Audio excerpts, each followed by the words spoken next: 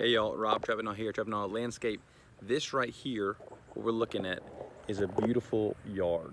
This is a St. Augustine yard that is kind of a golden brown color.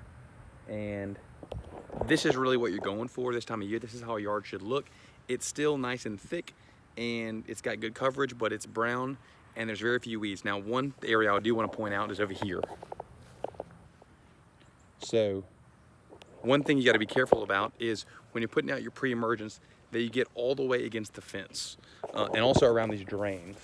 So a common place that weeds can grow is on fence lines and against drains. These are areas that often hold a lot of water, or they can get skipped, and sometimes it's because your neighbor has a lot of water and their water is holding against the back of their fence, and so it makes that area really difficult to keep weed free.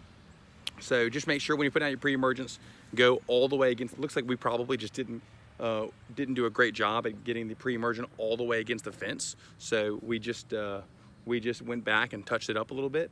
But just be mindful around drains and on the edges of fences and stuff like that. It's a little bit harder sometimes to get down product, and also when it's wet, it's just harder to resist weeds, even with a really good pre-emergence. So just something to keep in mind when you're putting out your pre-emergence. Go all the way against the fence, even put a little bit on the fence if you need to, and make sure to get really well around your drains and stuff like that. Rob Treppenall, Treppenall Landscape.